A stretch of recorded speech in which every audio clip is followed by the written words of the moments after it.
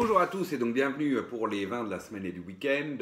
Donc c'était le week-end de Toussaint et on a bu de jolis vins à la Toussaint.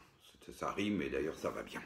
Et à commencer par, alors bu cette semaine, ce magnifique, je pèse mes mots, Chassagne-Montrachet, premier cru Blanchot dessus 2008 de l'ami Thibaut Moret-Coffinet. Bon, eh ben superbe, voilà, moi j'avais déjà bu une première bouteille il y a quelques années, 4-5 ans, déjà j'avais trouvé très, très belle, hein, j'ai revu mes notes, parce que là, bon, on met le nez dessus et tout de suite, waouh, ça envoie tout de suite. Alors, une petite note un peu marquée grillée, j'ai l'impression qu'il y a une petite réduction, limite réduction, mais classe, et puis tout de suite après arrive le fruit mûr, c'est presque de la pêche, quoi, le fruit jaune mûr, presque de la pêche.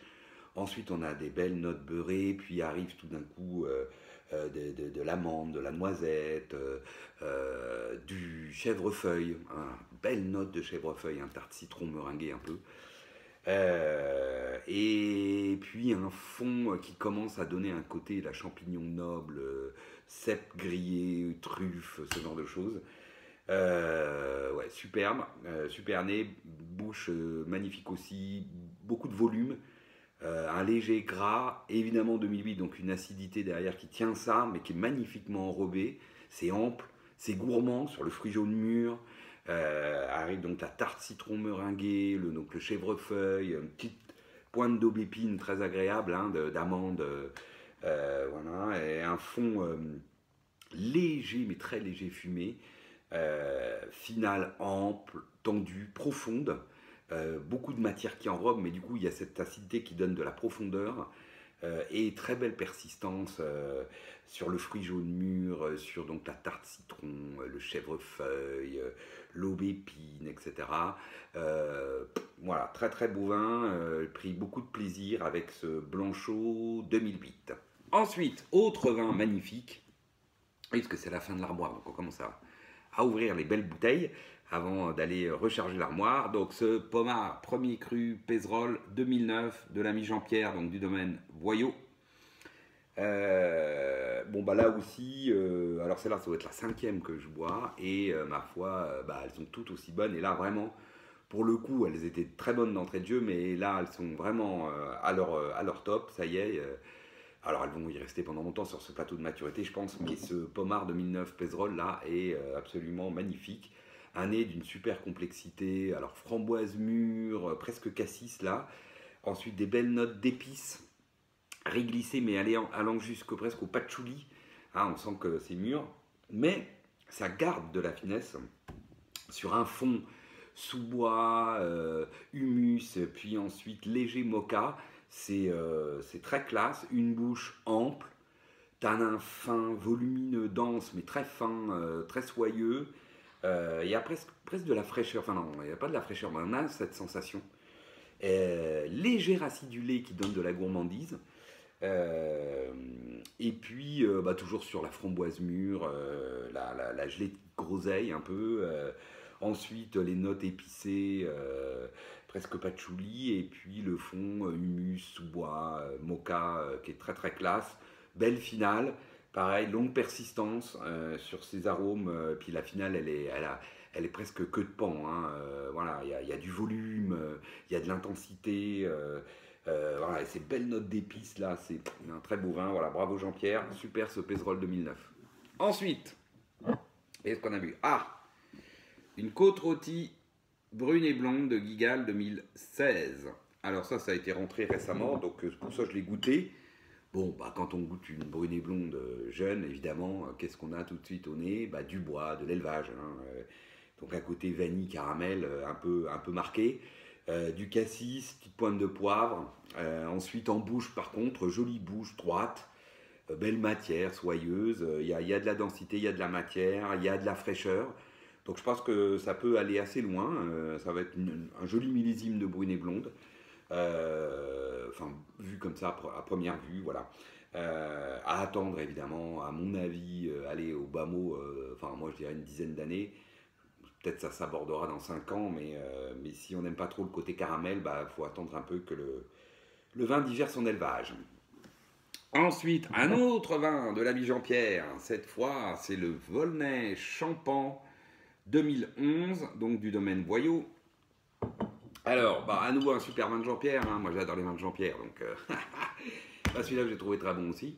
Néanmoins, donc bon, on a un nez sur la framboise, le côté sous-bois, ronce, le fond un peu noyau, caroube, une bouche dense, droite, voilà, belle matière, un beau tanin fin, précis, soyeux, mais qui accroche encore un peu légèrement astringent et je dirais encore un peu serré.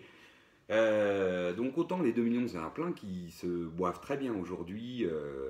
Autant ce cru en 2011, là, ce Champan 2011, je l'attendrai encore. Je l'ai trouvé un peu serré, encore un peu, presque pas fermé, mais pas loin, quoi. En tout cas, j'ai connu des champans qui s'exprimaient plus. Donc je dirais à attendre, hein, attendre sereinement d'ailleurs, parce que très joli final, une belle fraîcheur, qui tend le vin, qui donne de la profondeur, et puis bien enrobé de cette matière superbe qu'on a souvent sur les champans, hein, super tanin sur les champans souvent. Voilà, donc on retrouve tout ça, mais à mon avis à attendre. Ensuite, qu'est-ce qu'on a bu? Ah, on a bu une autre jolie bouteille, une autre côte rôtie. Cette fois, c'est Terre sombre de Curon en 2009. Alors, qu'est-ce que ça a donné? Alors, bah, paradoxalement, ce Terre sombre 2009, c'est la troisième ou la quatrième que je bois. Bah, je dirais que c'est pas la plus réussie des millésimes de Terre sombre.